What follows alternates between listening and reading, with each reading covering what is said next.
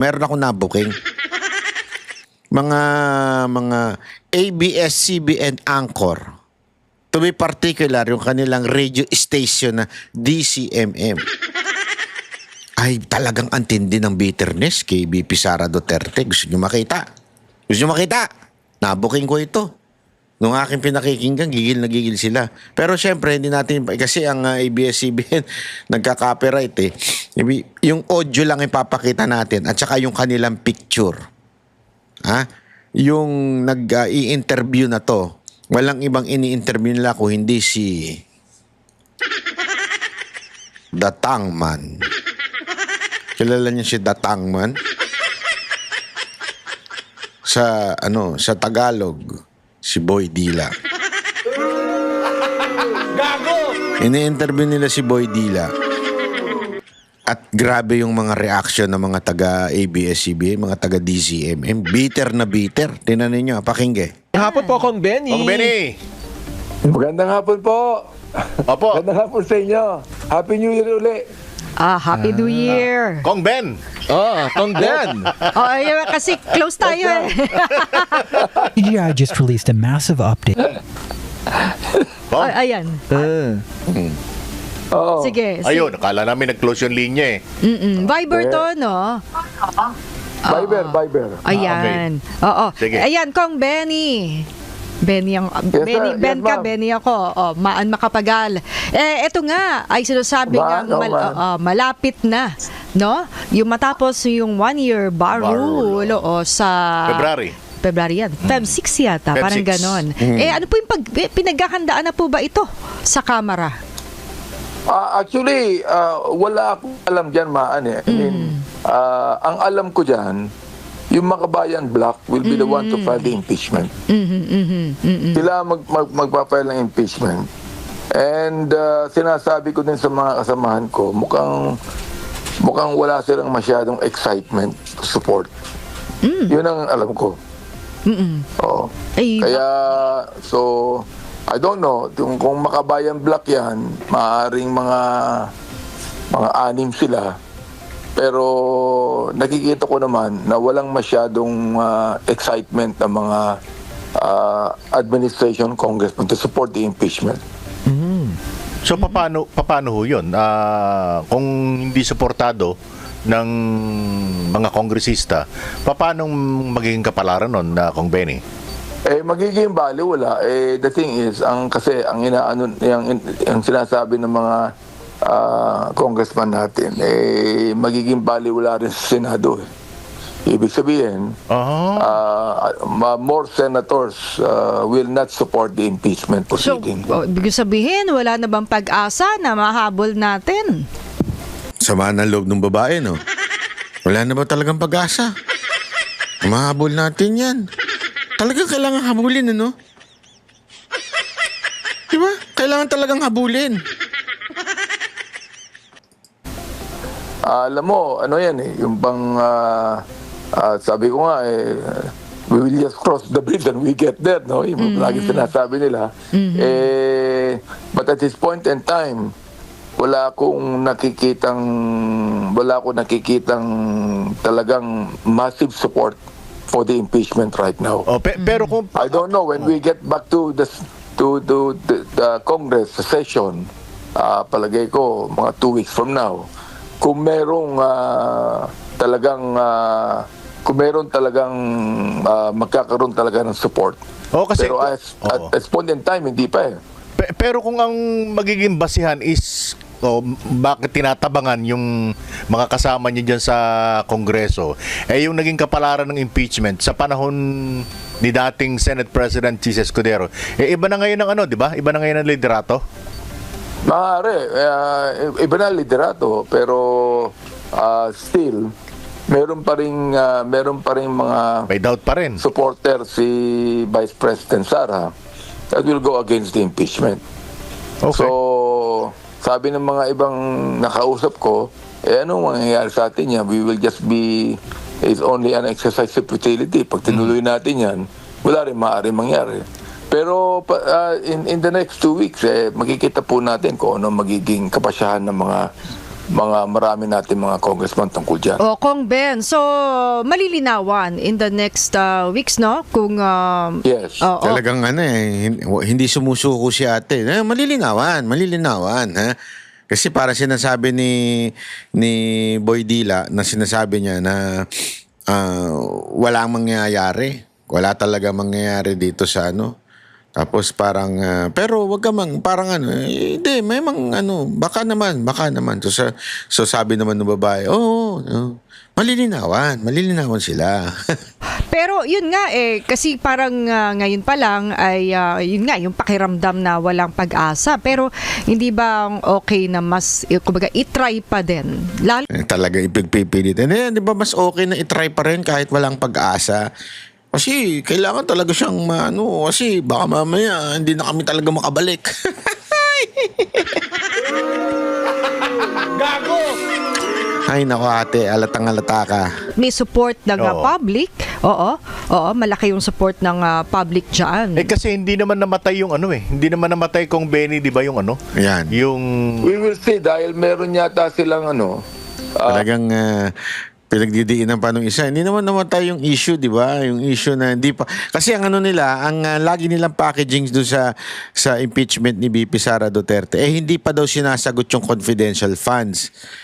Napaulit-ulit naman na sinabi ng COA, walang problema sa paggamit ng confidential funds. Ngayon, ang gusto ata nilang sabihin, ito yung pangalan na nakatanggap doon sa confidential funds. Ito yung kanyang address. Ito yung kanyang telepono. Kung hindi naman kayo mga gunggong din. Confidential nga Nakita nyo yung sa PDEA, pag tumatanggap sila ng reward dahil meron silang tinuro, doon nga walang pangalan Nakatakip yung muka. Pwede nga kapwa nila PDEA lang yun I mean, pwede Di ko sinasabing ganon. Pero yun, because they're protecting their identity. Ganun ba kayo katanga? Na gusto nyo pang malaman kung sino yung Maria, yung piatos-piatos na yun? Confidential nga Tanga ba kayo? Nagtatanong lang ako kung tanga kayo o hindi.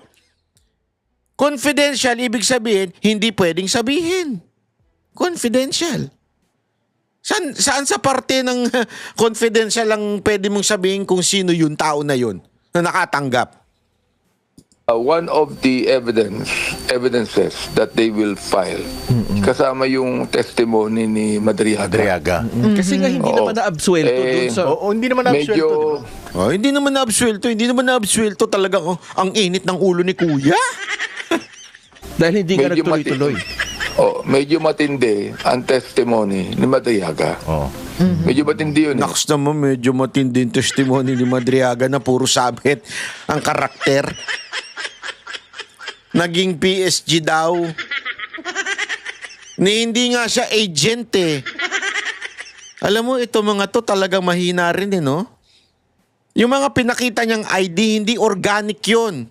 Tanong, para lang siya, kasi may mga pulpul din talaga Tanungin niyo yung mga tunay na NBI. Alam nila yung tunay na NBI agent na abogado, di ba? May CPA, yung talagang lehitimo. Meron silang tinatawag na mga confidential agent or pinalitan dati, naging consultant. Ang tawag doon non-organic. Iba yung organic. Tapos ilalagay mo bilang PSG. Ilalagay mo bilang security ni Vice President Sara Duterte. Pangalawang pinakamataas na posisyon. Maglalagay ka? Anong kabubuhan naman yan? Anong ibig ko sabihin? Yung background niya, hindi sapat para maging isang PSG o security ng Vice President. Nakita nyo, protective agent. Alam niyo ibig sabihin ng protective agent? Huwag nga kayong tanga. Alam niyo yan Ang protective agent hindi nga naging parte ng PSPG. O yung tunay na talagang organic member of the PNP that protects politicians and VIPs. Sila po'y protective agent. Ito'y parang security guard. Hindi ko nilalang ang security guard Ibig ko sabihin, merong pulis, nagbabantay sa community. Meron security guard, nagbabantay dun sa kumpanya. Pero yung mga security guard na yun, even if dumadaan yun, dun sa SOSA, ano ba yung SOSI ba yung SOSA? Yung parang nag-oversee na PNP. Kahit dumadaan yun, hindi po sila organic member of the PNP. Ganon din po ang protective agent. Ito naman, yung PSPG, which is the organic member of the PNP, at ang protective agent parang security agency na kung saan nag-outsource from sa labas para yung mga hindi naaaproban doon pupunta at yun, private yun, binabayaran yun. Ang ina naman eh. Nakakabobo. Sorry nakakabobo lang eh. Ano ibig ko lang sabihin? Hindi ko nilalang lang yung mga protective agent Yan po ay dumaan sa training din po. Ang sinasabi ko lang, hindi yan sapat para ikaw ay ma-detail sa presidente. Sa vice president. Sorry naman. Gusto ko na kasi presidente. Hindi ho yun sapat na kwalifikasyon para ilagay ka sa vice president. Tapos yung sinasabi ninyong membro siya noon, siya po ay wanted. Ano ba? Tapos sasabihin ninyo, credible yan tao na yan? Ano kabobohan yan? Sir, mga ma'am. Kaya palagay ko, makikita rin ng ating mga kapwa congressman yan. Ako, I'm thinking kung anong magiging stand ko tungkol diyan. I really would like ako personally speaking kung talagang merong overwhelming evidence to warrant the case, why not? Hindi naman tinatabangan ng interes ang Congress kay Madriaga. Hindi naman. Sa amin, ako personally speaking, I think yung testimony ni Madriaga is quite strong. Pero Quite posible bang strong. magbukas kayo ng house inquiry dito sa mga aligasyon ni Madriaga? Anong komite papatak kung sakasakali? Maaari, it might be, that will, hindi ko alam if that will fall under the good government or public order. Oo. Sa tingin niyo po, harap na kaya ang pangalawang pangulo? Kasi naalala ko nun, dismayado rin kayo nun dahil nga ilang beses nang tumatakbo yung Committee on Good Government and Public Accountability at hindi siya umaattend. Ikaw lang ang kasawa-sawa. Ako, sa palagay ko, I don't think that the Vice President will face the hearing. Palagay ko hindi na siya pupunta yan. Nawala She does not actually respect the mandate of Congress. Oo. Nawala tuloy yung sinasabi niya na problema di ba, Kong Benny? Gusto niya bloody. Oo. Wala naman. Ni patak ni gamugong patak ng dugo, wala tayong nakita. Wala. Pambira. Ba't naman gusto niya maging bloody pambira Hindi, di ba sabi niya? Yeah, sinabi niya, oo. I do not even know the meaning of sinabi niyang bloody. Oo nga eh.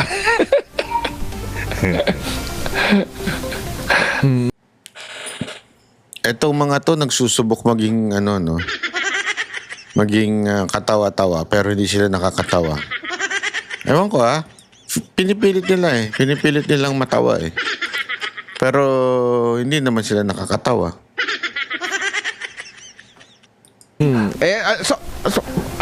Saan tayo mapunta? Kong Benny. Oo nga. Kasi the thing is, na-overwhelm kasi ito ng mga corruption on the flood control project. Yun ang problema. So yung binabalik Talagang atat na atat sila doon na i-push yung impeachment. Halatang halata itong mga media na to. Pinagpala kaya ito ni Romualdez? Kayo mga media pinagpala ba kayo ni Romualdez? Nagtatanong lang po ako Tamo sa amin, parang tantamount to saying na wala tayong aasang impeachment this year. Ganun ba? While we would like to actually tinan natin maigi kung anong mga ebidensya laban sa Vice President. So, ang ebidensya lang would be the 128 million o billion. Pero bakit binabayaan natin yung flood control projects na bilyon-bilyong ang halaga? Ilang mga Yun ang problema dyan. ilang mga congressman na yung naringgan mo o nakita mo ng parang tinatabangan dyan? May mga ilan na eh. Kasi alam mo, the thing is, alam mo naman ang Congress ngayon, they work through the leadership to the political parties, no?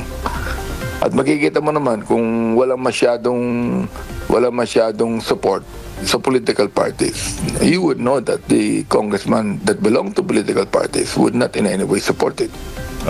Painumin nyo kaya yung mga yan ng pinigang ano ng aligatong. Kayo, painumin kaya kayo ng katas ng ampalaya. Puro kay bitter eh. Halatang halata ito mga na to, bitter na bitter, no? Painumin kayo kaya ng katas ng ampalaya. Para talaga maging bitter pa kayo. Bakit kaya kayo bitter na bitter? Alam ko na. Kasi nga naman, natanggalan kayo ng prangkisa. Dahil hindi binabayaran ng inyong kumpanya ang ilang mga empleyado ninyo na pag-alaman nung sa kamera.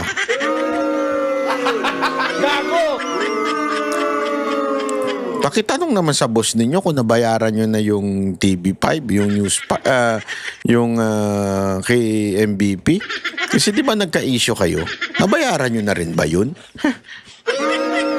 Nabayaran na rin ba ng kumpanya nyo yun? Ng mga boss ninyo? Ako, nagtatanong lang naman ako ha. Di ba naging issue yan? Ayusin nyo kasi. Ayusin nyo yung kumpanya nyo. Kaya kayo galit na galit eh. No, tapos pag naano na naman kayo, magagalit na naman kayo sa mga Duterte. Galit na galit kayo kay Marcoleta nun eh, di ba? Buti nga, nanalo siya eh.